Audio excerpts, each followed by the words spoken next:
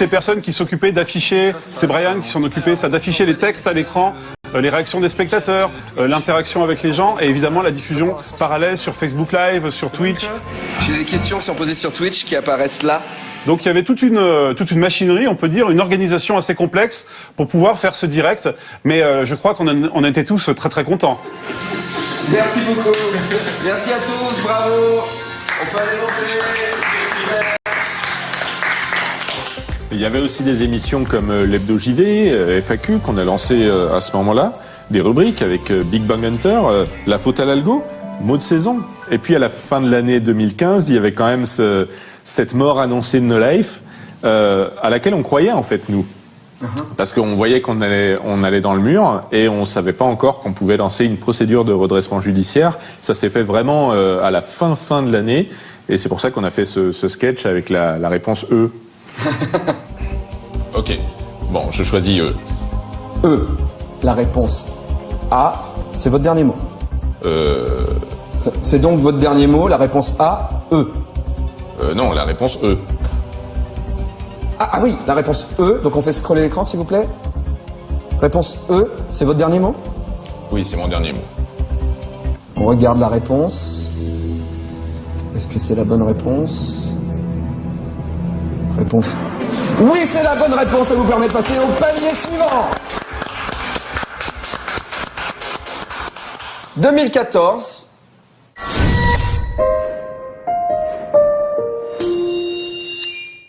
Depuis l'annonce de la fin de la chaîne, beaucoup de monde partage ses souvenirs sur les réseaux sociaux avec le hashtag #MonSouvenirNoLife. Et effectivement, la plupart de ces souvenirs sont marquants. Il y a souvent la soirée des 5 ans qui revient, soirée à laquelle je n'ai pas assisté. En effet, c'est une période qui correspond exactement au moment où j'ai quitté mon ancien travail pour rejoindre à plein temps l'équipe de No Life. Alors j'avais pris une dizaine de jours pour aller au Japon et notamment filmer le concert d'adieu de Niga Kilisa et de Mitsuya Aika des Morning Musume. Le concert, c'était le 18 mai 2012, alors que la soirée sur scène des 5 ans, c'était le 19 mai en France. Donc c'était loupé. Mais à mon retour, j'ai embrayé direct sur le travail à No Life et durant ces 6 ans, No Life, ça représente pour moi, à la louche, en quelques nombres, 1500 news jeux vidéo, 600 news pour No-chan et No-no-chan, 350 numéros d'Ami Idol, même si en fait j'ai commencé l'émission en 2009 en fait, 114 numéros de À lire à voir avec des centaines de titres chroniqués, peut-être des milliers et voilà, je n'ai même pas compté le nombre d'interviews, 330 news pour le continu de l'info depuis septembre, 210 épisodes de Japan in Motion que j'ai supervisé et 80 numéros d'Esprit Japon. Bref, No Life, c'était beaucoup de boulot et il fallait souvent batailler pour que tout rentre. Alors parfois, c'était même beaucoup de gestion de problèmes, alors que j'aurais préféré me concentrer sur mes textes à écrire. Mais même dans les moments difficiles, il y a toujours eu une liberté de ton totale dans les textes, dans la manière d'approcher les sujets. Je faisais comme je voulais. Et il y avait aussi les moments de grâce, comme par exemple quand je demande des messages aux artistes japonais et que je recevais exactement ce que je voulais. Ou il y a eu la fois où j'ai fait jouer Man with a Mission à Junkenpon, c'était bien drôle.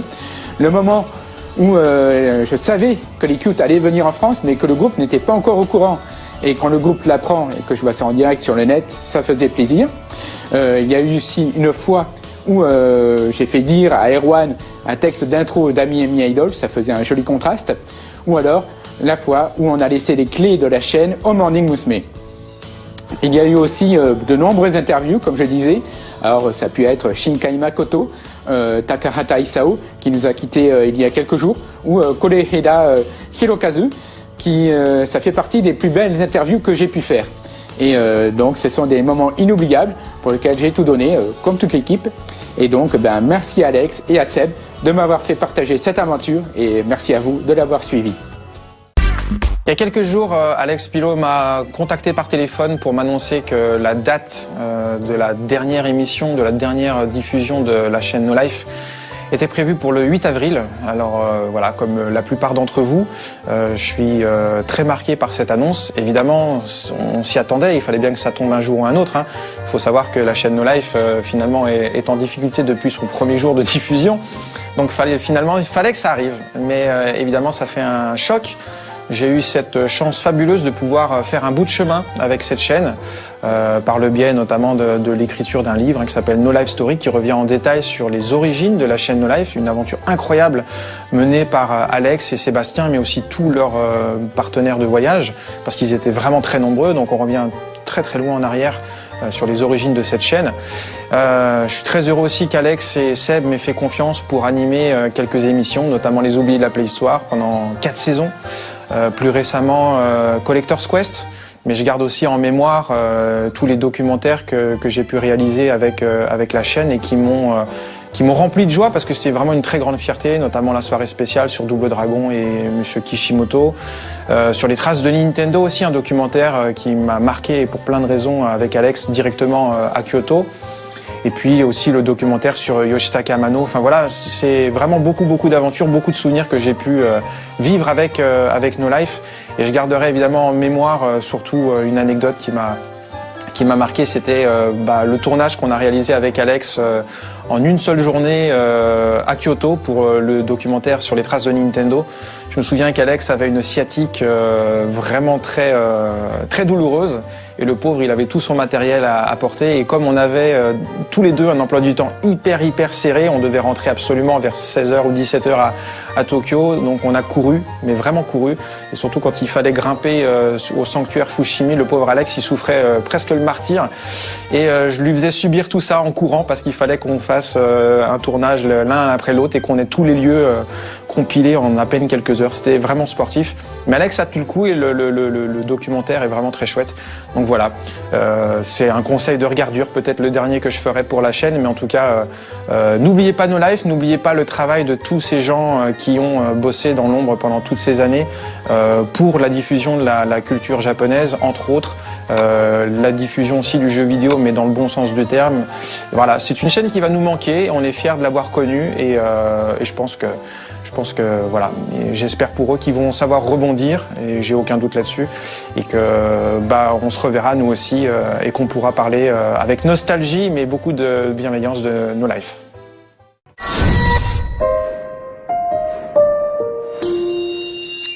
Nous passons maintenant en 2014. Alors là, c'est la naissance de Noko. En fait, on fait vraiment dans le désordre. Vraiment, on revient dans le temps. Donc la naissance de Noko pour essayer de trouver des financements pour que la chaîne continue à vivre.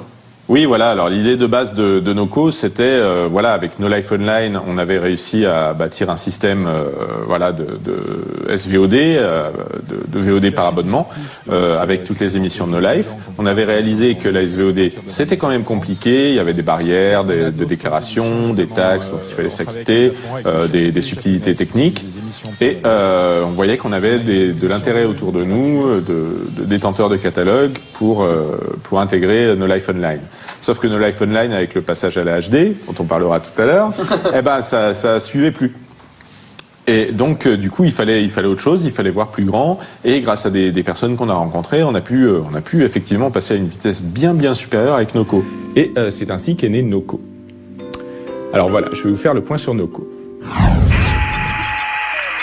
Alors Noko, c'est l'abréviation de No Life Telecom.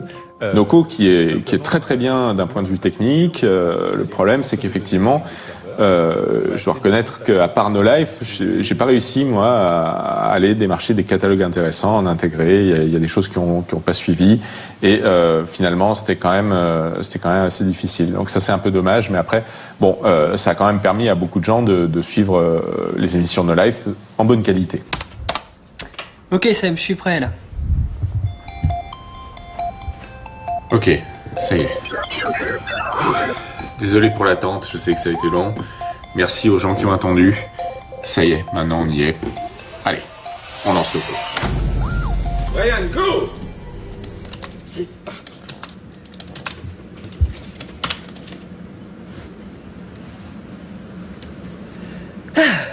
C'est bon, c'est fait. Donc c'est l'année avec encore des tonnes d'émissions et surtout, on reviendra sur les autres, mais il y a eu une série, alors la plupart du temps les séries, c'était des gens externes à No Life qui vous proposaient des web-séries et là, pour la première fois je crois, je dis peut-être une bêtise, là je me tourne vers Alex qui est dans les escaliers, Pourquoi on est là était une des premières séries, pas web, produite par No Life. Oui, c'est exact. Donc Moguri et Médoc ont trouvé le concept. C'est Moguri qui a écrit tous les épisodes. Et en fait, on avait au départ de petites ambitions. On voulait tourner ça à No Life dans une salle de réu. Et quand j'ai reçu le texte de Moguri, j'ai trouvé que vraiment que c'était un très très bon matériel de base. Donc on a essayé de revoir ça un peu à la hausse. Et on a tourné donc dans des beaux décors à l'école 42. On a réussi à s'entourer de comédiens professionnels, ce qui fait que ça fait une série vraiment qui a de la gueule pour une première. Enfin, c'est une mini-série, hein, mais c'est une mini-série dont on était assez fiers aussi, oui. La minute du camp. Bah ça c'est pas mal, Chacha, parce que... La minute du grec. Mais oui, mais voilà, mais c'est ça. La A-Team, les enfants, inspirez-vous de ça, là. La minute du grec.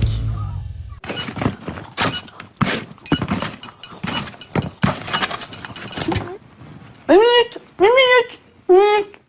Donc il y a plein d'autres choses, il y a Esprit Japon.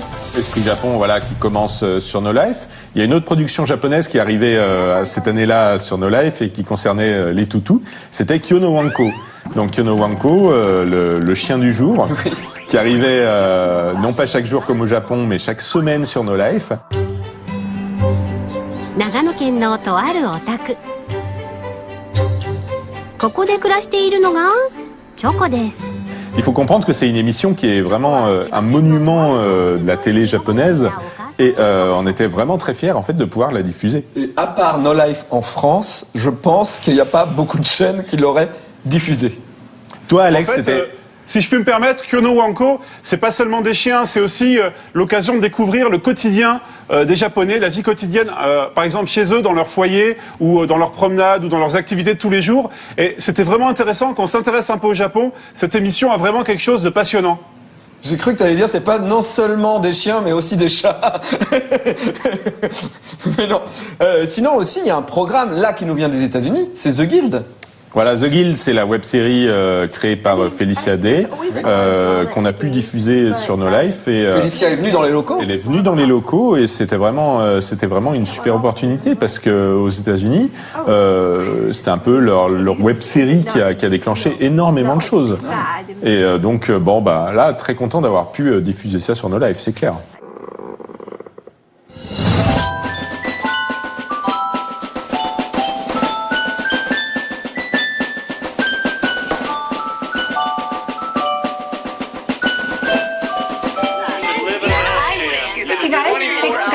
Guys, I found Zabu. Yay.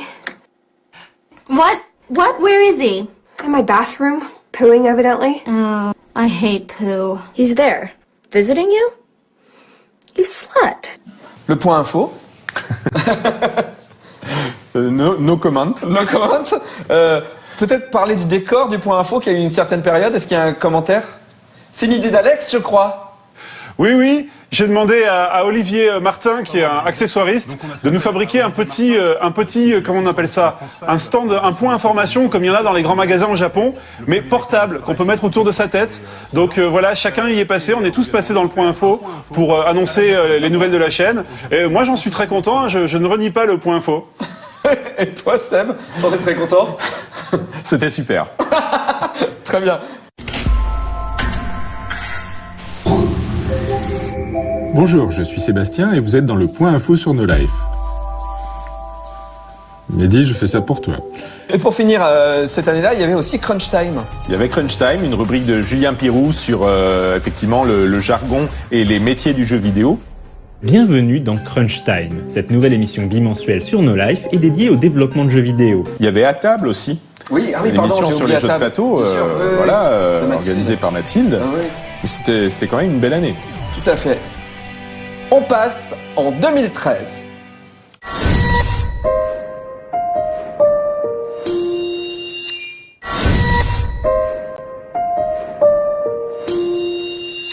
Donc je rappelle que nous remontons dans le temps de No Life depuis le début de cette émission. Donc nous arrivons en 2013 et donc des nouveautés techniques arrivent sur No Life.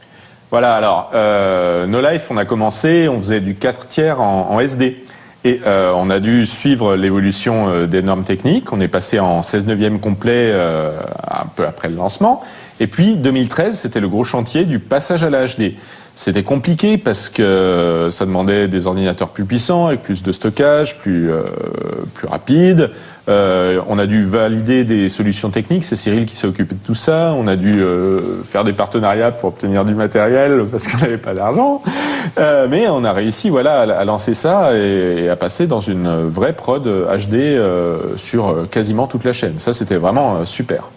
101%, on le disait tout à l'heure, est la première émission qui était en direct de manière récurrente sur la chaîne, mais ce n'était pas le premier direct de No Life. Le premier direct de No Life, c'était quand, Alex? Donc c'était pour l'anniversaire des 6 ans. Je crois, Davy, que tu t'en souviens bien, puisque c'était une journée un peu stressante pour tout le monde, et surtout pour toi. On avait fait un filage avant, et on pensait qu'on serait jamais prêt. On a réussi à être prêt juste à temps. Pourquoi on n'a rien? On n'est pas passé en live. Déjà? Ah, c'est bon. Non, ça serait chaud de commencer. On a quelque chose là? Non. Et on se met en play. C'est bon. Non, c'est pas bon. Après le temps que ça arrive, remarquez, mais. C'est arrivé qu'une seconde. Quoi? On a eu une seconde et c'est reparti. Il y a eu des problèmes techniques au départ, mais après tout a roulé et tout s'est bien passé. Je me souviens, moi, qu'on mettait beaucoup d'énergie pour faire ce direct. Il y avait beaucoup de monde en coulisses, beaucoup de monde, beaucoup de préparation. Et j'ai vraiment eu l'impression qu'on a progressé ensuite pour faire 101%, parce qu'on arrivait à le faire de manière beaucoup plus simple que lors de ce premier direct. Mais c'est vraiment un moment très fort pour toute l'équipe. Je crois que toute l'équipe était vraiment galvanisée par cette journée-là. Alex, c'est un souvenir...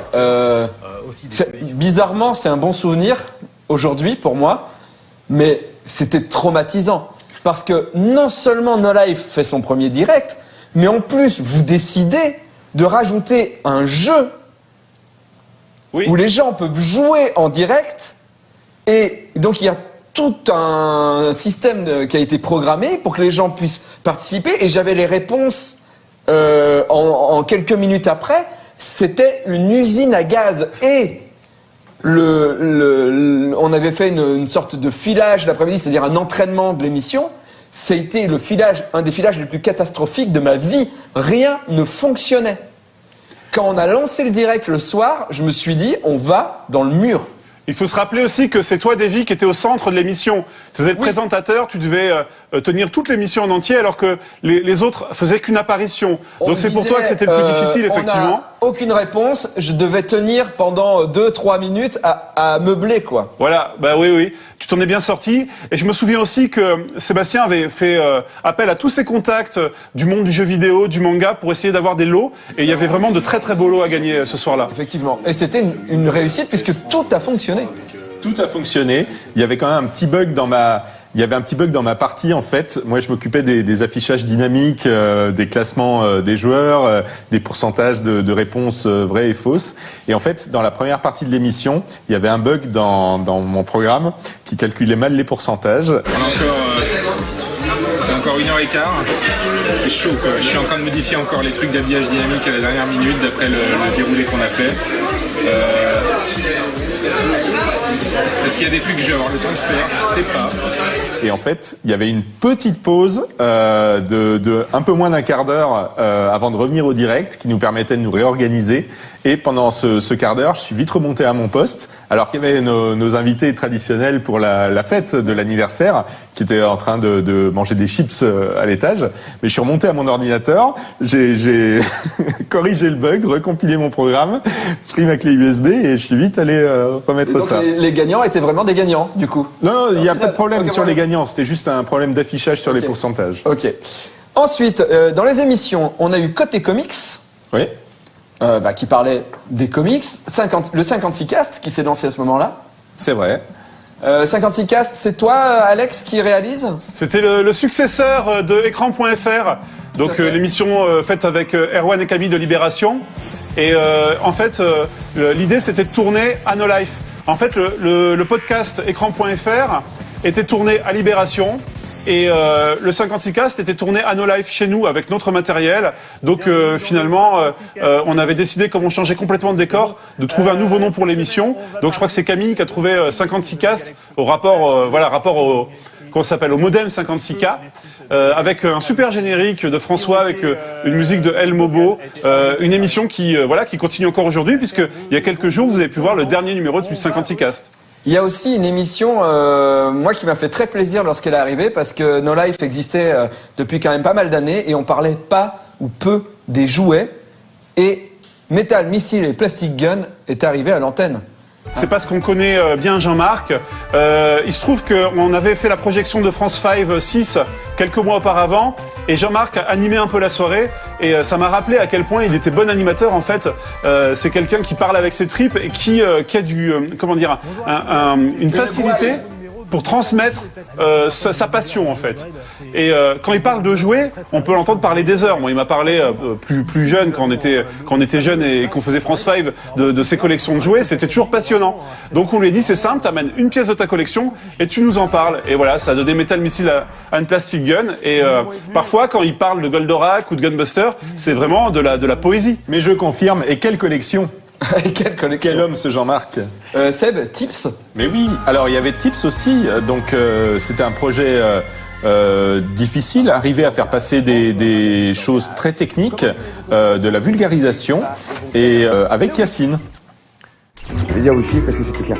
Le Wi-Fi, donc, c'est un ensemble de normes qui régissent le bon fonctionnement des réseaux sans fil, définis par le groupe IEEE. Ouais, c'est écrit. Je ne vais pas tout dire, c'est écrit là.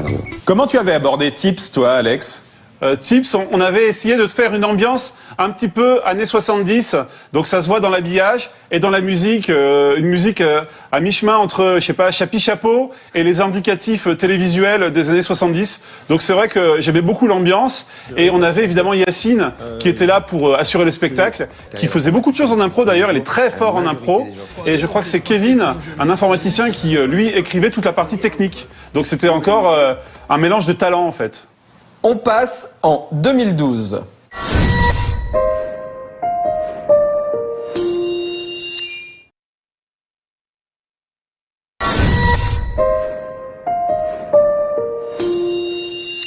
Nous sommes maintenant en 2012 et arrive une chose hallucinante sur No Life qui défraye le forum de la chaîne, les pubs. Et oui, donc on avait de la pub, on a enfin pu faire de la merde, comme on avait dit à l'époque, ou pas en fait.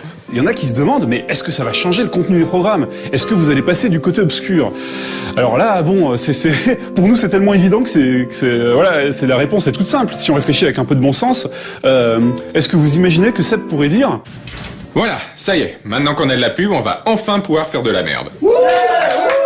Mais c'est vrai que les gens avaient peur. Parce que avant, No Life était une chaîne sans pub, et les gens croyaient que No Life ne voulait pas de pub. Non, alors oui, bon, enfin, il y avait des gens qui étaient très très volontairement, farouchement anti-pub, mais je pense que la grande majorité des forumers et spectateurs, des gens qui communiquaient avec nous, comprenaient que si la chaîne devait vivre, il fallait de la publicité. Et effectivement, c'est le moment où ça a enfin pu se déclencher. Ça a été long et compliqué, 2012, 5 années après la création de la chaîne. Mais enfin, on y est arrivé, et ça nous a permis de respirer, heureusement. Aujourd'hui, la pub a quasiment disparu sur les chaînes, sur les box.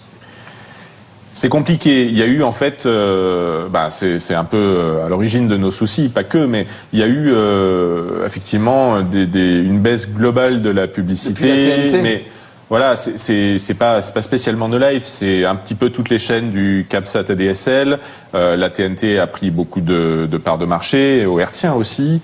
Internet aujourd'hui, c'est un gros vecteur de publicité pour les mêmes annonceurs, donc les budgets ne sont pas infinis. Et donc c'est compliqué. C'est compliqué. Mais voilà, je te disais 5 années après le lancement, parce que 2012, c'était aussi les 5 ans. Oh!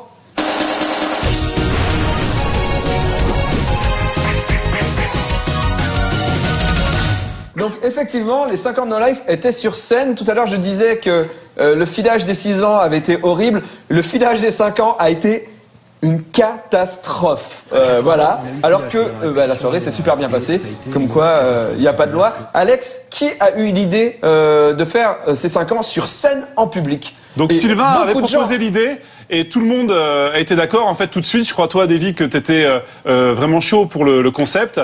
Et en fait, on est parti sur le principe d'adapter en version théâtre, en fait, en version scène, toutes les rubriques de No Life. Donc Tokyo Café en live, EXP en live, les news en live, tout était adapté pour être présenté devant un public. Et ça a fait un show de 2h30 avec des surprises, avec des cadeaux à gagner, avec Akira Yamaoka qui est venu, qui n'était pas annoncé, qui est venu complètement comme ça en invité surprise. Avec Ginjiro Sweet qui est venu chanter les génériques de fin de 1001% à la fin de l'émission. C'est un souvenir, je pense, énorme, unique pour toute l'équipe. Quand je parle à l'équipe de l'histoire de No Life, c'est souvent l'anniversaire des 5 ans qui revient comme le meilleur souvenir. Mais alors, il y avait combien de personnes dans la salle ? Alors il y avait un peu moins de 1000 personnes en fait dans cette salle et c'est vrai il y avait des cadeaux, il y avait un bac de goodies. Oui. Pour des raisons tout simplement financières de prix de location de la salle, c'était un gros chantier pour nous. On était obligé de faire de la vente de places à des tarifs peut-être même qui nous semblaient un peu élevés. Donc on s'était donné beaucoup de mal pour aller solliciter tous nos partenaires pour essayer d'apporter des cadeaux en contrepartie aux gens. Et la salle était pleine et c'était une super ambiance. On était vraiment ravis de cette soirée et surtout qu'on avait prévu du temps après le spectacle pour être tout simplement à la rencontre des gens qui étaient venus. On n'avait peut-être même pas prévu assez de temps. Ça aurait pu durer encore beaucoup plus longtemps. Les gens étaient à fond. Ils étaient vraiment à fond. C'est l'année aussi de Rêves écrits qui arrive sur No Life, enfin de la littérature, j'ai envie de dire, sur la chaîne.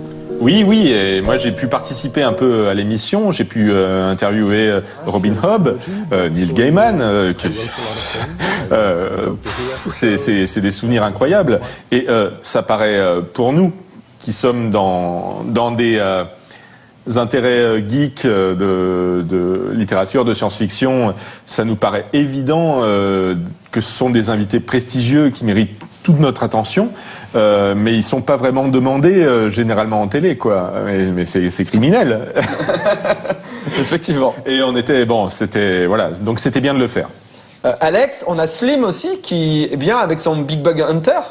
Big Bug Hunter, ça c'est vraiment une émission que j'ai adoré faire. C'est AM qui a eu l'idée de chercher des bugs dans les jeux. Et il faut savoir qu'il faut être vraiment un spécialiste pour pouvoir arriver à trouver des bugs dans autant de jeux et pouvoir les expliquer. Il est arrivé avec le concept. On a proposé à Slim de faire la présentation et ça a donné un résultat excellent tout de suite. Vas-y, dis-le. Ferry. Oui. Trou. Non. Frou. Non. Srou. Oui. Torse. Glitch. Voilà. Donc maintenant, à chaque fois que tu me mettras un mot de bâtard dans la voix off, moi je te ferai passer sur le plateau. Avec un vêtement en moins à chaque fois. Il n'y a pas eu besoin de se mettre en route. Dès le premier numéro, c'était fabuleux. La musique s'était faite par Oral Vampire, un groupe qu'on adore, une musique originale, avec le thème chanté par Exotica. Pour moi, c'est une des plus grandes réussites de No Life. C'est Big Bug Hunter. J'aurais aimé qu'on en fasse encore des années, mais au bout d'un moment, AM, il avait un peu épuisé son stock de bugs et il devait en trouver de nouveaux. Et ça prenait un temps de malade et il pouvait plus assurer l'émission. Donc du coup, on l'a mis en pause. Finalement, c'était une pause définitive, mais c'est un souvenir pour moi d'une émission sur laquelle j'ai adoré bosser. Je crois que c'est moi qui ai monté tous les numéros tellement je m'amusais à faire les interactions entre les Slim, parce que Slim jouait plusieurs personnages et il arrivait à être complètement synchro avec lui-même. Pour moi, c'était une émission magique. Vous tombez bien, vous êtes le présentateur de l'émission Big Bug Hunter. Oui. Faux. À partir de maintenant, vous présentez Gros Chasseur d'insectes. On a aussi une émission japonaise dont je ne vais pas réussir à dire le nom. Nihongo ga Dekimasu. Très bien. De Dame Productions qui a permis d'apprendre le japonais avec. Pas à moi. Pas à toi. Non. Écoute, profite encore. Tu peux quand même aller regarder en ligne pour apprendre le japonais. Mais oui, c'était logique d'avoir ça sur No Life et on est très content que ça ait pu avoir lieu. Mais on a eu aussi d'autres belles collaborations sur cette année. On a eu Very Hard avec Emo5.com, qui était une manière de revoir l'architecture matérielle des machines d'antan. Et puis il y avait aussi Les Oubliés de la Playhistoire avec Florent. Oui, Florent Gorge nous a proposé cette idée. Il avait d'abord écrit le livre No Life Story qui racontait l'histoire de No Life. Donc on avait déjà eu un bon contact avec lui, on avait appris à se connaître. Et effectivement, on s'est dit qu'on pourrait collaborer sur une émission. Donc encore une fois, on a réuni une super équipe. Évidemment, Florent, pour tout ce qui est écriture des textes, recherche des informations. Mais aussi Aurélien Regard, qui est un super graphiste. C'est lui qui a bossé sur Hellier. On l'a reçu il y a pas longtemps dans l'émission de Davy en mode easy. Aurélien Regard au graphisme et à la musique, Yamane Michiru, la compositrice de Casper Castlevania quand même, qui a composé toutes les musiques des Oubliés de la Préhistoire. Voilà, encore une fois, une émission, voilà, qu'on peut voir nulle part ailleurs, qui est vraiment, qui représente ce que No Life peut faire de mieux. On passe maintenant en 2011.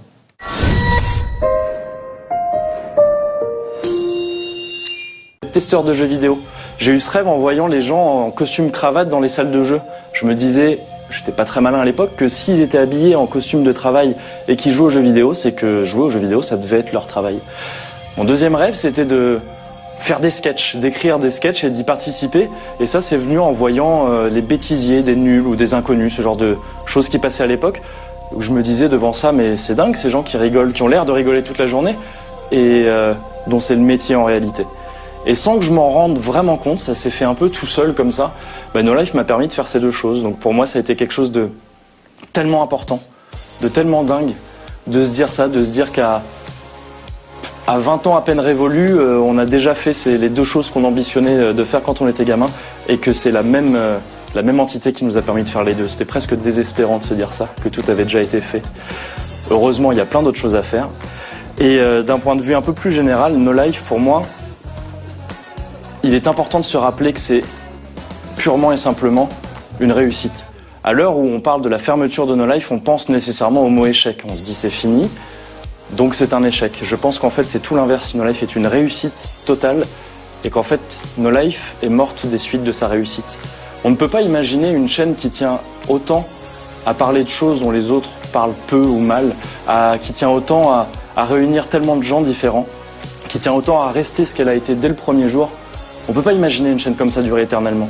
Il est normal que ça finisse par s'arrêter. Et tout aussi triste que ça puisse être, je pense qu'il est nécessaire de se rappeler que c'est un profond succès. Bravo No Life, merci pour tout.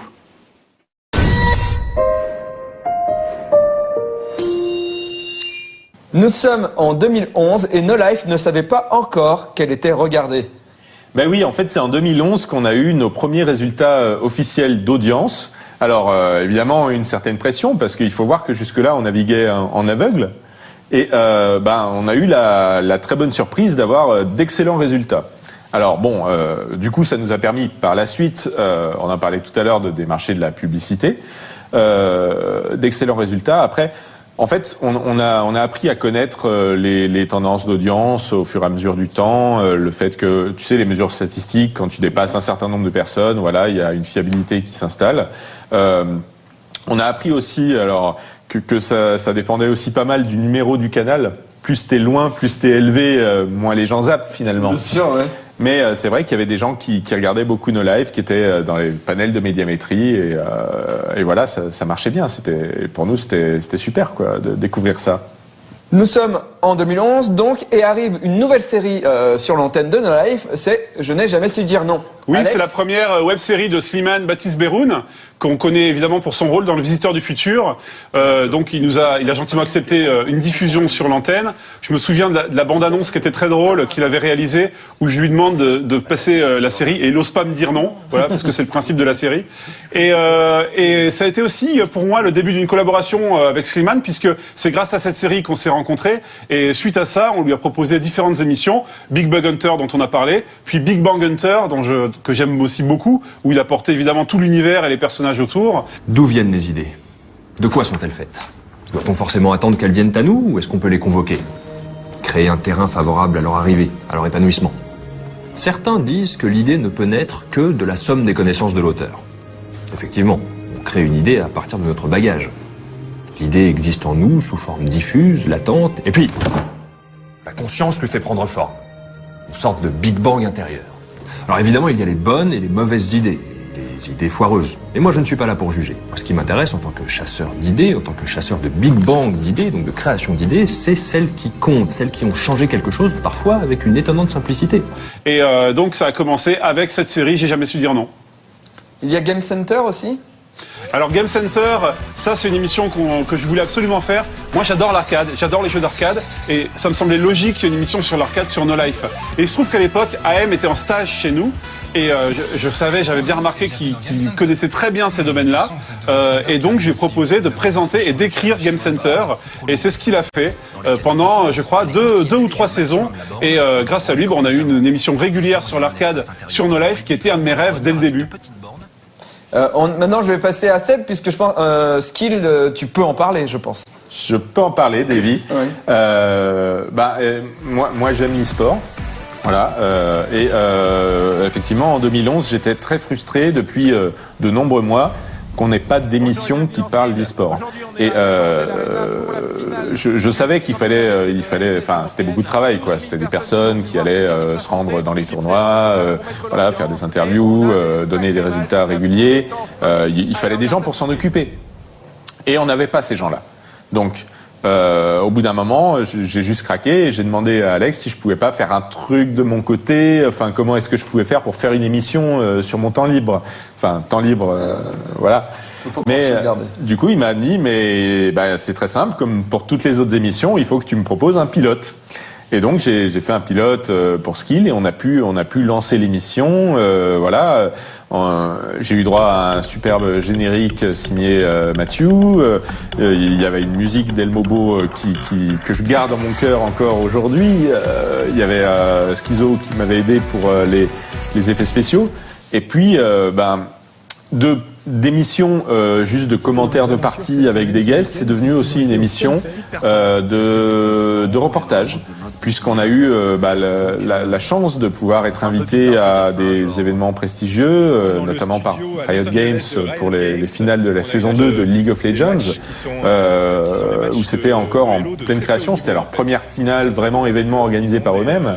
Et c'est quelque chose qu'on a continué à suivre par la suite. C'était vraiment incroyable à vivre. Alors on est dans le Galen Center. C'est tout simplement ahurissant en fait comme installation.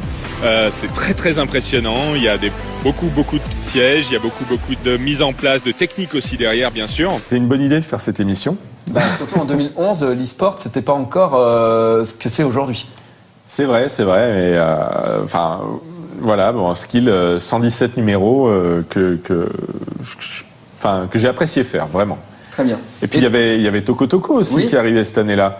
C'était l'émission réalisée par Anne qui avait commencé à No Life en stage en fait. Alors que No Life n'était encore qu'un projet embryonnaire. On avait reçu un super CV de sa part avec des sprites, un montage et tout. On était conquis. Et elle pensait qu'elle venait en stage à Pocket Chami, notre société de production avant No Life. Et en fait, voilà, elle a été en stage, puis elle a travaillé à No Life. Et puis ensuite, quand elle est partie s'installer au Japon, elle a commencé à faire des émissions. Et c'était tout naturel de pouvoir retrouver ces émissions à l'antenne. Voilà, donc ça fait quand même un petit moment. Une grande force de travail, Anne. Ouais. On passe en 2010.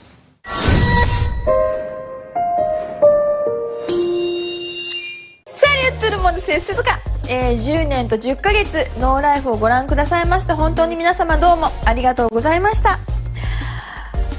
ノーライフ本当にいろんなことがありました。私の一番いい思い出はやっぱりイベントで5周年記念のイベント大きい会場でね、山岡明をゲストに呼んでみんなと一緒に盛り上がったりとか、ジャパンエキスポでみんなに会って直接お話しして写真撮ってサインして本当にいい思い出ができました。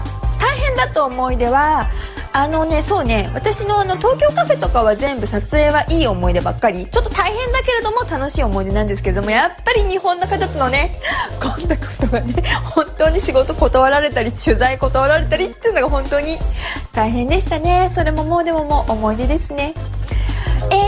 これからも皆さんノーライフのこのエスプリを忘れずに、みんなこれからも日本を愛していってください。ノーライフ本当にどうもありがとうございました。みんなには本当にありがとうと、またいつかどこかで会いましょうを言いたいです。それではラストオーダーの時間となりました。またね。ちょっと待って。J'ai une seule regret, c'est mon niveau français pas beaucoup amélioré. バイバイ。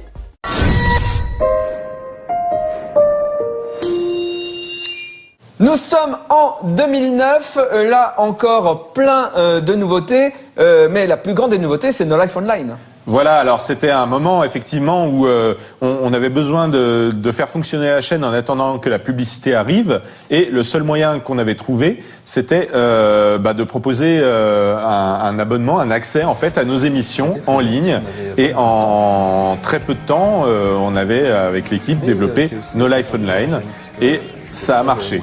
C'était juste, mais ça a marché. Voilà, je viens de donner l'URL. C'est ouvert. C'est parti. Ça rame. Oups. Alors là, le pire, c'est que ça rame, parce qu'il y a plein de gens qui veulent nous donner des sous. Et c'est génial, on va pas se plaindre. Et pour que les gens s'abonnent, on avait créé une émission qui était le coin des abonnés, où je téléphonais directement aux gens.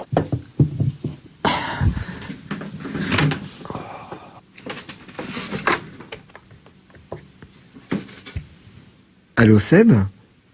Devine d'où je t'appelle? Ce n'est pas l'émission pour moi la plus mémorable de ma vie, mais c'était la plus bizarre et la plus drôle à tourner. Parfois on vivait des trucs un peu étranges.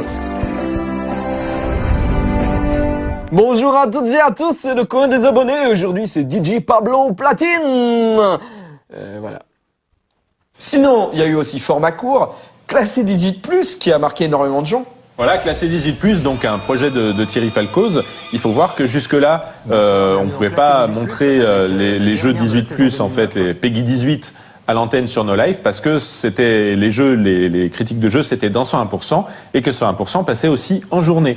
Donc on avait fait des exceptions pour certains jeux comme GTA 4 ou Metal Gear Solid 4, mais on avait besoin en fait d'une émission de ce type, et c'est Thierry qui l'a bâti. Les formats courts, je rappelle, c'est les Twin Brothers qui faisaient l'émission, qui parlaient de court-métrage. Mesdames et messieurs, ici votre commandant de bord. On a eu Japanimotion, une vraie émission japonaise. Alex ? Oui, ça c'est vraiment une des grandes chances qu'on a eues au début de No Life, c'est qu'on a été approché par donc les producteurs de l'émission, qui au départ était une émission sur Internet seulement, et ils nous l'ont proposé. Évidemment, on a voulu la diffuser sur No Life, et finalement c'est devenu une émission de télé qui est produite au Japon pour No Life, pour les Français, et qui, grâce à son succès en France, a été diffusée ensuite dans d'autres pays, au Japon bien sûr, mais à Taïwan, en Thaïlande, je crois en Corée du Sud également. Donc c'est vraiment une grande aventure pour eux, pour nous, pour tout le monde, qui a duré très longtemps. Et moi, en tant que fan de télé japonaise, de tous les codes, de la manière dont ils réalisent, la manière dont ils écrivent tous les synthés, tous les textes à l'écran, c'était quand même un vrai achievement que d'être la première chaîne à diffuser une émission japonaise en France, mais bien diffusée, hein, parce qu'avant il y a eu quelques émissions japonaises diffusées, mais mal, avec des comédiens par-dessus qui commentaient l'émission, parce qu'ils n'avaient pas envie de la traduire, donc on se contentait de dire 2-3 mots dessus. Donc là, c'était pas du tout le cas, c'est un vrai programme complètement traduit et diffusé en France. Voilà. Donc Japanimotion, voilà, peut-être un des meilleurs souvenirs aussi pour moi dans l'aventure No Life. Et je crois aussi que c'est cette année où tu faisais pendant ce temps à la rédac, Davy.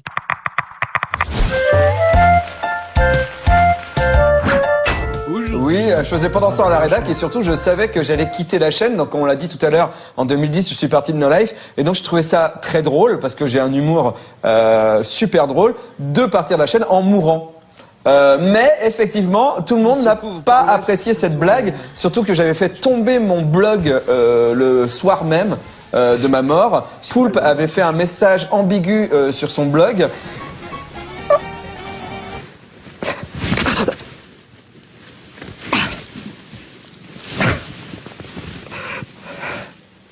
Davy? Ça va?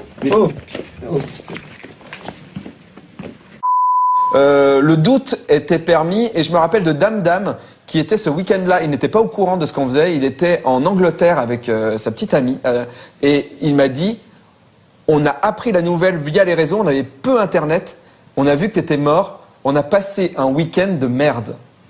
Et j'ai dû m'excuser, dû m'excuser à tout jamais. Voilà, donc pardon, avec un peu de retard. Voilà. Il y a aussi les news de No Life Online et Double Face, l'arrivée du jeu de rôle. Oui, jeu de plateau, jeu de société sur No Life, effectivement, déjà. Bonjour Julien. Bonjour docteur. Alors aujourd'hui, apparemment, tu vas nous parler de choses à tentacules. Et oui, et d'ailleurs les téléspectateurs l'auront deviné, il s'agit bien sûr de l'appel de Cthulhu. On passe en 2008.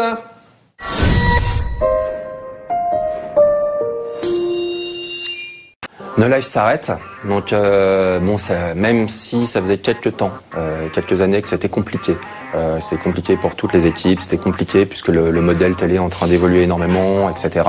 C'est une chaîne que j'ai quittée également il y a 3 ans, mais c'est une chaîne que j'ai accompagnée pendant 8 ans, je crois. Et donc du coup, c'est une grosse partie de ma vie, et que ce soit ma vie professionnelle ou ma vie tout court. J'ai eu l'occasion de bosser avec des gens avec qui j'avais toujours eu envie de bosser, que j'avais rencontré à l'époque à Game One. Donc évidemment Alex Pilote, Sébastien Rechet, et également beaucoup de gens. J'ai eu l'occasion de bosser avec Médoc, avec Moguri, avec toute la rédac jeux vidéo, avec des gens comme Jonathan, comme Laurine, tellement de gens, comme Aurélien, comme Brian, comme Cyril, comme trop de gens vraiment de grands talents et avec qui et humainement très riches et qui m'ont appris plein de choses, qui m'ont fait vivre de belles années. Donc j'ai eu également l'impression de pouvoir partager des choses qui me tenaient à cœur, en l'occurrence mon amour pour le jeu vidéo. J'ai également pu voir cette communauté qui soutenait la chaîne et qui était présente pendant des années, qui était présente jusqu'au bout. Et c'est quelque chose qui a vraiment une valeur très forte. Donc une valeur très forte, évidemment pour les fondateurs de la chaîne, pour les gens qui ont bossé jusqu'au bout pour No Life, au bout de ces 11 années. Et donc du coup, c'est également un truc magnifique sur cette chaîne. Il s'est passé, j'ai des souvenirs de programmes qui sont forts. C'est comme de temps en temps, on voit un bon film qui va nous marquer, on voit un bon documentaire qui va nous marquer. J'ai vu des choses sur cette chaîne qui m'ont marqué et qui passent également par le prisme de l'humain, mais qui passent également par le prisme du talent et de la passion. Et donc ça, c'est des choses qui de temps en temps parfois peuvent se perdre.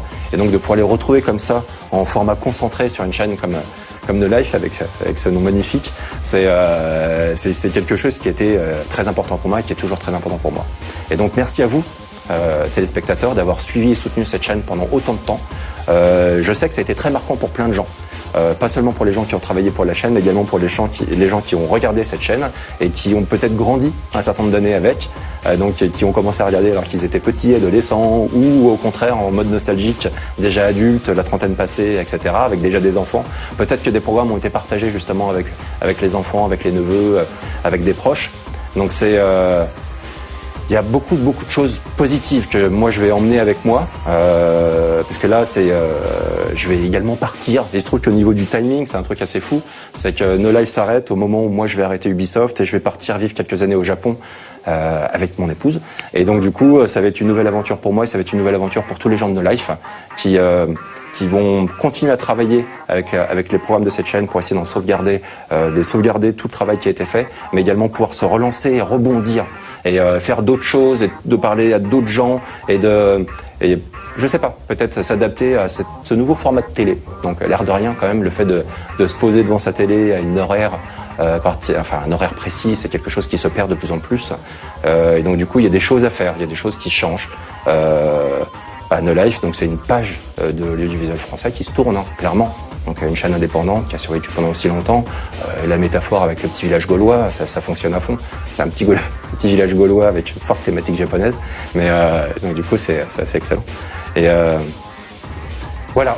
Donc je vous remercie tous, encore une fois, spectateurs, et je remercie également tous les gens de la chaîne d'avoir fait ce travail exceptionnel et pendant si longtemps et avec autant d'amour et autant de passion. Donc merci beaucoup. À bientôt peut-être.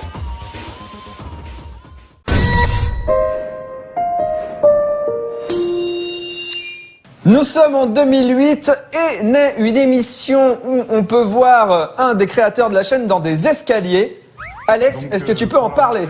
Debug Mode, bien sûr, c'est le making of de la chaîne en fait, parce que dans les jeux vidéo, le Debug Mode, c'est là où on peut voir les entrailles du jeu vidéo et enlever les bugs. Donc ça, c'était une idée en fait. Je pense que c'est mon expérience sur France 5. J'ai remarqué que les gens appréciaient finalement beaucoup plus France 5 quand ils connaissaient les coulisses que s'ils n'avaient pas les coulisses, ils avaient juste l'épisode. Et je me suis dit, mais ce qu'on fait à No Life en coulisses aussi peut être vachement intéressant, vu qu'on travaille avec des bouts de ficelle. Parfois, il y a des moments vraiment d'angoisse, d'action, de tension dans l'équipe pour arriver à rendre l'émission à temps. Peut-être que ça peut être intéressant d'en faire un making-of. Au départ, je pensais qu'on allait faire ça 1 an ou 2, et finalement, on a fait ça quasiment jusqu'à la fin de la chaîne, vu que l'émission s'est arrêtée à peine il y a quelques mois.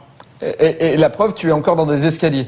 Voilà, Donc, j'ai appris à apprivoiser cet univers et c'est là maintenant où je me sens bien, où je travaille, où je vis. La survie en escalier, un livre d'Alex Pilote après No Life. Il y a eu Road Strip, je crois, Davy, cette année-là. Road Strip, effectivement, une émission sur la bande dessinée. Moi, j'adore la bande dessinée. On parlait encore peu de bande dessinée sur la chaîne. Il y avait eu juste une émission faite par Rudy et elle s'était arrêtée. Et donc, je trouvais qu'il y avait un manque. Et c'est vrai que grâce à Road Strip, j'ai pu aller au bout de beaucoup de fantasmes. Dont une rencontre avec Larsenet ou une rencontre avec Lewis Trondheim ou avec des auteurs américains. Enfin, grâce à l'émission, j'ai pu rencontrer tellement de gens dont j'étais fan. Pour moi, Road Strip, là, dans No Life, il y a plein de fantasmes qui ont été assouvis grâce à No Life, et pas que sexuels. Mais en tout cas, Road Strip, c'est vraiment la rencontre avec l'univers de mon enfance. Et vraiment, cette émission, ouais, ça, voilà, merci. Il y avait aussi les auteurs de Valérian, c'était vachement bien ça. Donc, il y avait aussi, c'est l'année des séries. Oui. Flanders Company et Noob arrivent sur No Life. Et là, le vendredi soir, ça commençait à... Beaucoup de gens se mettaient devant leur télé en fin de journée pour regarder les séries qui passaient d'affilée. Oui, à l'époque, maintenant on appelle ça des web-séries, mais il faut se souvenir qu'à l'époque, l'équipe de Noob et l'équipe de Flanders ont créé ces séries pour No Life. Donc c'est l'occasion de les remercier. Merci. Merci pour tous ces programmes que vous avez fait pendant toutes ces années.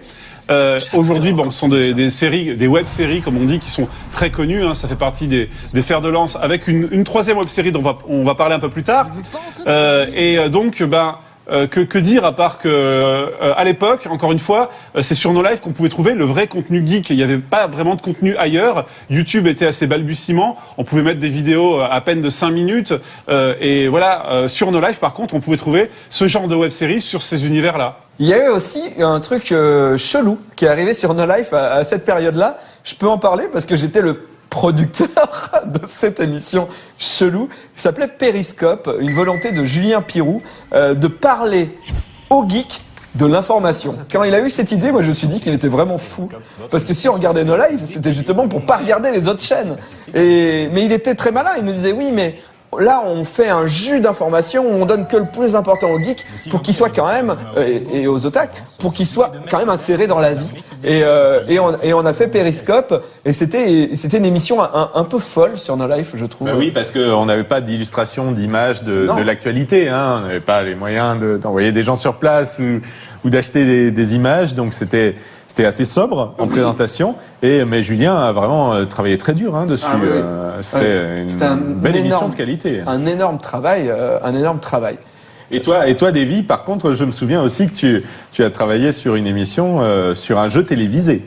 On a fait le jeu du bip avec une case en moins, donc avec Didier Richard, avec Rémi, et puis avec No Life. On a beaucoup travaillé avec Alex pour développer le jeu. On n'arrivait pas à trouver de titre pour le jeu. C'était un truc, ça nous a pris mais tellement longtemps. Et moi, je suis arrivé à un moment où je me suis dit, le jeu du con. Non, c'est même pas moi, Alex. C'était qui a eu l'idée du jeu du con? Ouais, je crois ça s'appelait le jeu à la con pendant un moment, ouais. Le jeu à la con, voilà. Et je crois que Seb était pas tout à fait d'accord. Oh, bah, tu sais. et du coup, on a bipé, je sais plus comment est né le truc, mais c'est vrai que ne pas savoir le nom du jeu qui est diffusé sur une chaîne de télé, c'était très drôle. Voilà, toutes ces années après, on connaît vraiment le vrai titre qui était derrière le bip. Non, mais même pas, parce qu'on changeait à chaque émission. Voilà, c'est ça que j'aime beaucoup dans cette émission, c'est qu'il y avait plein de petits trucs cachés, de petites règles. Il y avait au moins, à chaque fois que l'émission commençait, Davy et Didier choisissaient quel était le nom de l'émission. Alors c'était, je sais pas, le jeu des casseroles par exemple, et on allait biper casserole. Et une fois par émission, on oubliait exprès un bip. Donc l'émission avait un nom différent à chaque fois. Et il y avait plein d'autres petites règles. Un game system vraiment poussé avec à base de je me la pète pour doubler ses points. C'est vraiment pour moi un souvenir d'une émission très travaillée au niveau du game system. Tout à fait. Et je crois que le dernier épisode a été perdu puisque j'affrontais Alex en fait au jeu du bip et il n'a jamais pu être diffusé. Je crois qu'il y avait un problème technique, non? Oui, en effet, les cassettes ont été perdues dans le déménagement. Désolé, vous avez loupé notre affrontement à Street Fighter 4. No Life restera No Life. Et on a aussi Caroline dans Auto. des bras qui bougent dans tous les sens. Mais oui, c'était passer plus de temps sur l'actualité de la musique japonaise. Alors, on n'avait pas encore Japan in Motion avec les charts qui arrivaient, mais voilà, c'était important de parler des sorties, des agendas, des concerts en France. Et il n'y avait pas que ça au niveau de l'actu musique, puisque c'était aussi l'année où Alex a pu faire un documentaire sur un groupe mythique, ex-Japan. Ouais, un souvenir incroyable. C'était la reformation du groupe après 10 ans de séparation suite au décès du guitariste Hide. Donc on est invité, voilà, on nous invite à filmer la reformation du groupe au Tokyo Dome pour 3 concerts exceptionnels. Donc incroyable. X-Japan, ça fait partie pour moi de mes premiers souvenirs de J-Music, ceux que j'écoutais quand j'étais étudiant. Voilà, c'était juste dingue. On a pu filmer un documentaire complet sur cette reformation, et je pense que ce documentaire, plus le temps passe, plus il prend une certaine valeur historique, car je crois qu'il n'y a pas d'autres documentaires du même genre sur cet événement. En tout cas, pas à ma connaissance. Et c'était aussi une des premières soirées sur la chaîne à thème. Oui, alors voilà, c'était la première soirée spéciale de No Life, et c'était la soirée Megaman organisée par le Dr Lacave avec le concours de toute l'équipe. En fait, on avait trouvé c'était le lancement de ce concept où toutes les équipes de la chaîne étaient sollicitées sur un thème, et puis du coup ça a fait une très belle soirée sur le Blue Bomber. Et je me souviens que en fait c'était la première fois qu'on faisait un programme aussi long, et que Cyril galérait vraiment pour faire un encodage ensuite pour mettre ça sur No Life Online, parce que ça plantait, il atteignait en fait les limites de ces logiciels à l'époque. Et on avait aussi Oscillation, la rubrique de Macha sur les musiques de jeux vidéo. C'était vraiment génial, avec les mouvements wagnériens dans la musique de Diablo, je m'en souviendrai toujours. Mais 2008, c'était aussi la fausse mort de la chaîne. Contrairement à aujourd'hui, où c'est la vraie mort de la chaîne, soyons clairs. Finalement, vous étiez visionnaire. Alex, comment t'avais organisé la fausse mort de la chaîne? Comme aujourd'hui ou pas? Pas du tout, en fait. Comme Ankama rentrait dans le capital de No Life et allait donc investir dans le projet, on s'inquiétait de la réaction des spectateurs. On se disait mais comment ils vont vivre ça? Est-ce qu'ils vont penser que ça va changer quelque chose à l'indépendance éditoriale, etc., etc. Et pour que les gens comprennent bien l'importance de l'investissement, il fallait que d'abord qu'ils comprennent qu'ils étaient attachés à No Life et que No Life pouvait s'arrêter à tout moment. Pour vraiment mettre cette idée dans la tête de nos spectateurs, on s'est dit on va faire une fausse mort de la chaîne, ce qui va permettre de comprendre ensuite pourquoi l'arrivée d'Ankama est important, pourquoi c'est crucial pour la survie de la chaîne. Donc effectivement, on a fait une soirée, on a dit voilà, No Life s'arrête. Donc les gens étaient un peu catastrophés sur internet, sur le forum, on disait ah non c'est trop dommage, ah Magie Musique, au secours. Et le but était atteint. Désolé, c'est vrai que c'était un petit peu cruel, mais après ils nous ont pardonné quand effectivement la deuxième partie de la soirée est arrivée et on a dit non, ça va continuer, et ça va continuer avec Ankama. Très bien, on passe en 2007, l'année de création de No Life.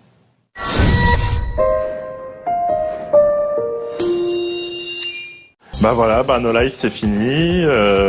Évidemment, ça me fait quelque chose parce que je travaille toujours pour la chaîne. J'ai appris ça à peu près en même temps que le staff, donc finalement pas bien longtemps avant vous. Voilà, du coup, ça me rend particulièrement triste parce que j'ai commencé dans ce milieu en même temps que No Life à peu près. J'ai commencé quelques mois avant. Donc pour moi, j'ai un peu l'impression qu'il y a une page qui se tourne aussi dans ma vie, donc c'est un peu, ça me rend un peu triste, mais c'est pas grave, on va rebondir. Et puis voilà, je tenais à vous remercier tous, déjà, tous les téléspectateurs. Si sans vous, on serait pas resté aussi longtemps à l'antenne. Évidemment, merci à Seb et à Alex d'avoir créé la chaîne. Merci à Thierry de m'avoir fait confiance. Puis à Kevin par la suite. À Moguri, pardon. Je garde évidemment plein de bons souvenirs. Je pourrais pas vous en citer beaucoup comme ça de tête, mais merci à No Life de m'avoir permis de souhaiter un joyeux anniversaire à ma femme en direct à la télé. Merci pour les directs, c'était cool. J'espère vous revoir très bientôt. Bon, alors j'ai appris que No Life s'arrêtait, donc il est vrai que je suis quand même relativement triste. Même si, quelque part, je sais pas, il y a un côté un peu soulagement pour tout le monde, enfin, pour l'équipe en tout cas, c'est genre 11 ans, c'est pas évident, ça a été, pour moi qui l'ai vu de l'extérieur parce que je suis partie au bout de la 6e année, on sent quand même que ça a été difficile, même si ça a été juste une expérience incroyable et qui, à mon avis, n'existera plus telle qu'elle. Moi, en tout cas, pour ma part, ça a été juste incroyable. Ça a été quand même mon premier travail, No Life. C'est là où j'ai tout appris. C'est là où j'ai appris à faire le sound design, le mix. C'est là où j'ai appris à faire de la voix off. J'ai appris, j'ai même fait la comédie. J'ai même fait animatrice. J'ai même eu la chance de pouvoir créer ma propre émission de télé, quand même, à table, qui n'est juste impossible ailleurs. J'ai rencontré en fait des gens qui étaient comme moi, donc qui étaient geeks passionnés, où on n'était pas jugé parce qu'on aimait ça. Donc bon bah voilà, c'était quand même un peu un truc de fou No Life, hein, faut pas croire. Moi j'ai quand même rencontré aussi à No Life l'homme avec qui maintenant je partage ma vie, c'est quand même pas rien. Pour moi c'est important. Donc voilà, donc je voulais remercier déjà No Life, je voulais vous remercier vous les téléspectateurs parce que mine de rien, vous nous avez soutenus depuis le début, vous nous soutenez encore. Même moi qui ne suis plus à No Life, je rencontre encore des gens qui disent merci, qui est juste pour moi incroyable. Je n'aurais jamais cru de ma vie vivre ça. Donc merci pour tout, merci d'avoir été là, merci d'être là pour la suite parce que, comme le dit très bien Pili, la chaîne certes s'arrête, mais les gens qui sont dedans ne s'arrêteront sûrement pas là, je pense. Donc continuez à suivre, moi, mais merci beaucoup parce que je suis un peu émue. C'est vrai que c'est quand même quelque chose. Voilà, c'est difficile d'imaginer que ça va s'arrêter, clairement. En tout cas, merci pour tout et arigatou gozaimasu. Merci. Alors j'ai appris comme tout le monde que la chaîne No Life allait s'arrêter quelques jours avant l'annonce officielle. Alors ça m'a peiné parce que moi ça m'a peiné déjà en tant que spectateur parce que j'étais un familier de la chaîne que je regardais très souvent pour les tests de jeux, pour les tests rétro évidemment que j'affectionne particulièrement. Puis les reportages sur le Japon, je trouve que c'était une chaîne qui avait une vraie diversité de contenu et ça j'appréciais beaucoup. Donc ça m'a touché en tant que spectateur, mais aussi dans mon travail, parce que j'avais eu le plaisir de commencer à travailler avec No Life il y a quelques mois déjà, via Silence on Joue, qui était enregistré dans les locaux de No Life. Donc j'ai pu approcher, rencontrer toute l'équipe. C'était un vrai plaisir de travailler avec ces passionnés. Donc dans le contexte de Silence on Joue, et puis j'avais commencé à faire quelques chroniques de jeux, quelques tests plutôt de jeux horrifiques, hein, c'est ça que j'avais commencé avec Too Dark, les Wolfenstein, les Evil Within 2, donc je m'étais un peu spécialisé dans les jeux d'horreur. En tout cas, c'était un vrai plaisir vraiment de rencontrer cette équipe de vrais passionnés. Et ça, c'est quelque chose qu'on connaît tout de suite lorsqu'on croise des gens dans le milieu. C'est la passion. Et ça, les gens de No Life l'ont. Ça, c'est vraiment indiscutable. Donc, c'était un vrai plaisir de les rencontrer, de travailler avec eux. Moi, je leur souhaite tout le meilleur pour la suite. Je ne doute pas qu'on se recroisera d'une manière ou d'une autre, sous différentes latitudes, mais je pense qu'on se reverra.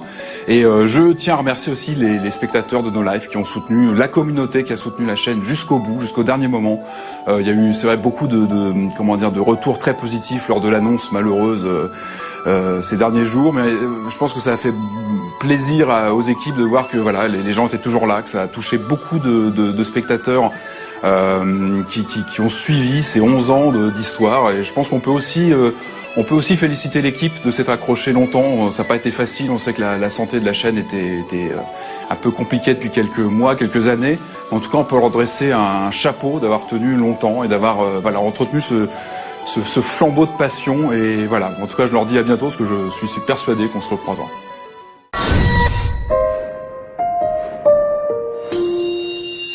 On aurait dû naître un peu plus tôt, mais il y a eu quelques problèmes administratifs. No Life émet pour la première fois et les gens peuvent voir ce soir-là déjà énormément de programmes qu'ils vont voir pendant toute l'année sur No Life et même un peu plus. Je fais une liste de ce qu'il y avait en 2007 sur No Life: Geeks Life, Temps Réel, Superplay, Mange Mon Geek, Hidden Palace, la première interview de Yoshiki, EXP, Nerds, le J-Top, la Minute du Geek, Retro and Magic, Tokyo Café, Mon Souvenir, Temps Perdu, 101% et chez Marcus. Ça fait beaucoup, non? Il y avait aussi une minute pour parler d'eux, je crois. Parlons plutôt de Nerds ou de Mange Mon Geek, plutôt que parler une minute pour parler d'eux. Donc Nerds, Davy, toi tu disais que, en fait, c'est l'opportunité de la création de la chaîne qui t'a donné envie de te lancer. En fait, à l'époque, les web-séries, ça n'existait pas vraiment. Quand la chaîne s'est lancée, déjà j'ai dit à Alex, je vais être animateur, s'il te plaît. Donc du coup, il a fait de l'aménagement sur 101%, un peu pour moi, merci encore. Et c'est vrai que je me suis dit, mais il faut faire une série. À l'époque, je regardais énormément Friends, et je me suis dit, j'ai envie de faire une série sur les geeks et tout tout ça. J'ai dit à Alex tout de suite en soirée, je dis à Seb, on va faire une série.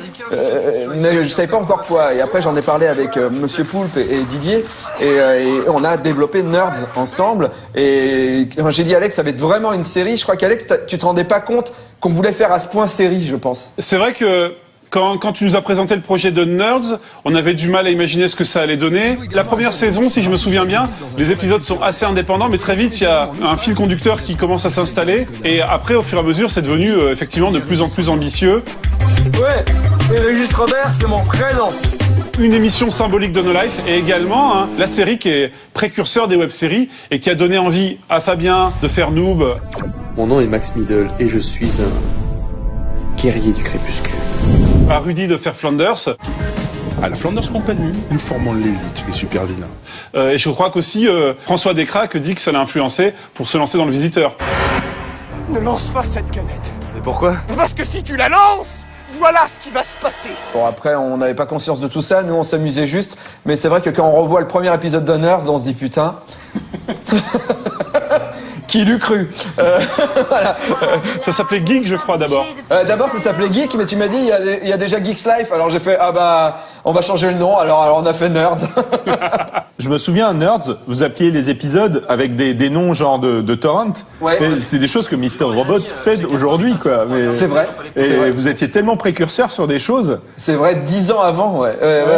Ouais, on appelait les épisodes comme les noms, pour les pirater sur la mule, comme on disait. Moi, ce que j'aimais beaucoup, c'est que quand il y avait un personnage qui jouait à un jeu vidéo, le son du jeu vidéo correspondait à la manette qu'il avait dans la main. Si c'est une manette Mega Drive, il y aura un son de jeu Mega Drive. Ça, je crois que c'est Clément qui s'en occupait. Tout à fait. Ça, c'est quelque chose que j'adorais. Vu que c'est un peu le dernier moment où je peux, je remercie énormément les gens qui ont participé à Nerds parce que on a fait la série sans budget pendant plus de 3 ans, enfin avec un budget ridicule, on va dire.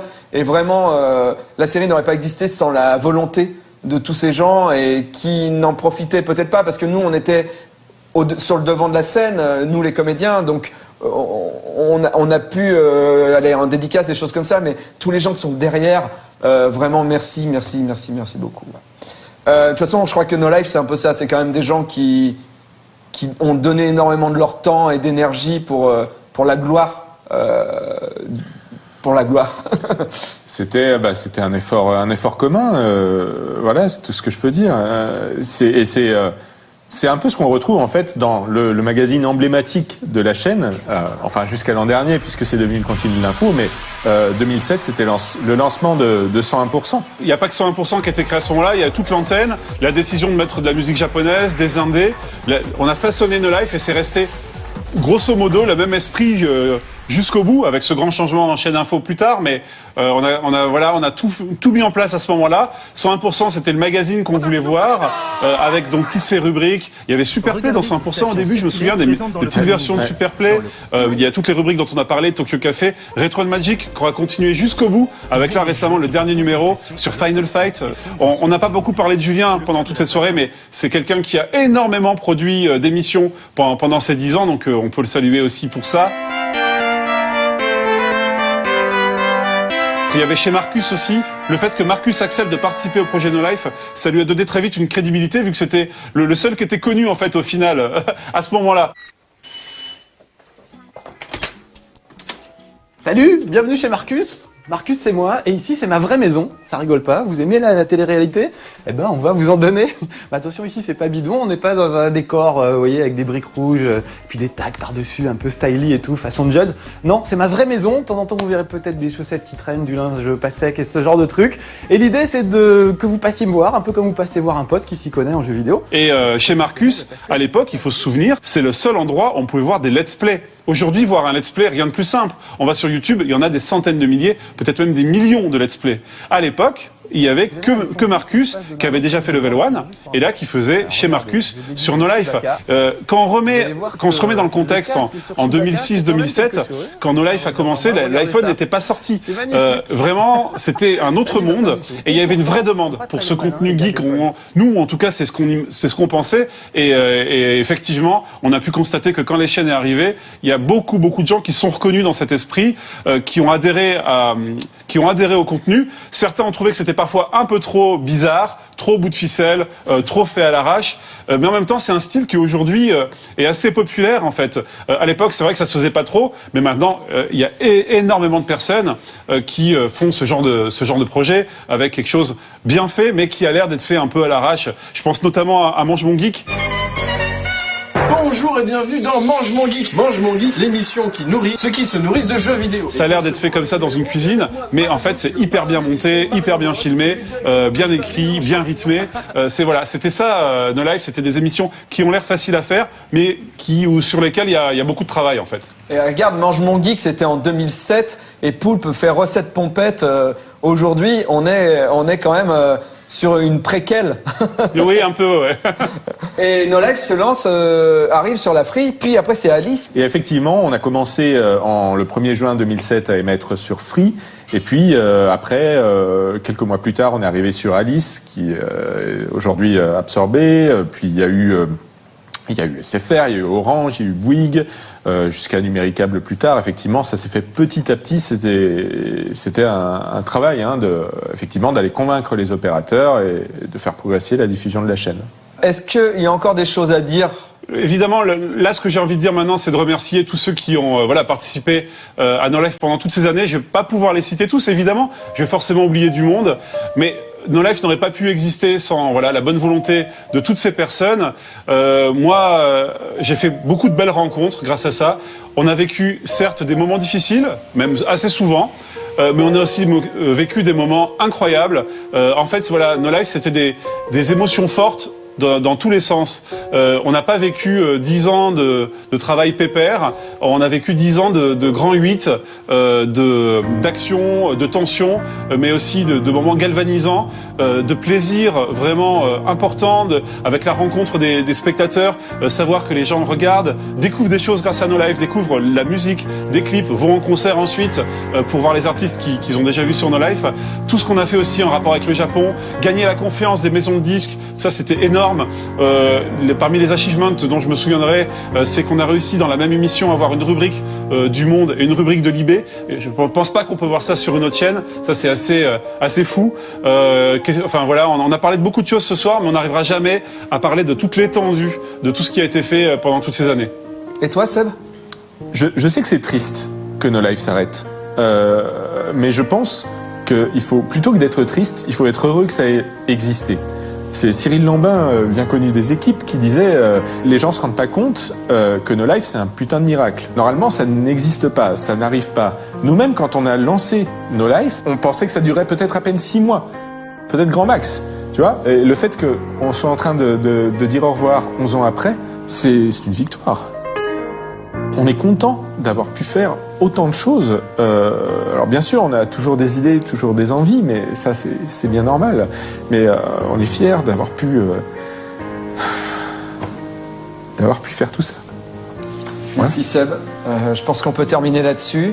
Je me rends compte en même temps, avec tous ces mots, que c'est ma dernière émission sur No Life, et pour le coup, cette fois, c'est vrai. Merci à tous de nous avoir suivis. Merci à Alex, merci à Seb de m'avoir fait confiance. Et puis à bientôt, peut-être ailleurs, en vrai ou pas, dans la vraie vie ou dans la fausse vie. À bientôt. Ciao.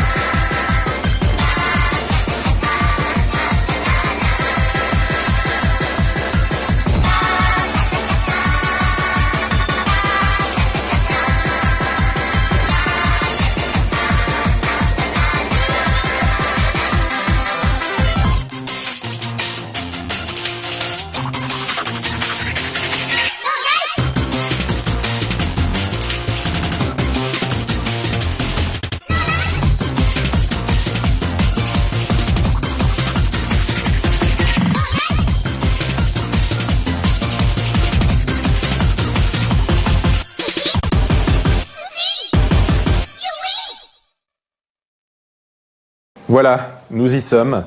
Il va être temps de rendre l'antenne, de couper le signal et donc de se dire au revoir. Pour l'occasion, j'aimerais demander à toute l'équipe de venir me rejoindre.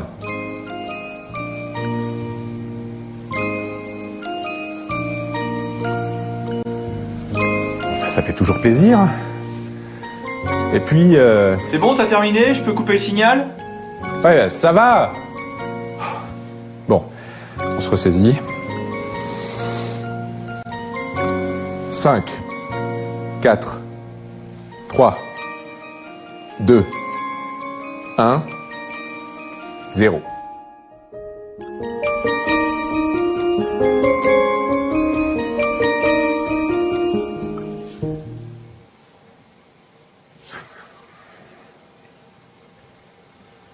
C'est bon, c'est coupé? Non, Seb, t'es encore à l'antenne, là. Je sais pas ce qui se passe, Marvin continue à diffuser, je regarde. Ok, dépêche-toi, parce que là, j'ai l'air un peu bête. Ah, c'est vraiment bizarre, on devrait plus rien diffuser, là. On dirait un bug.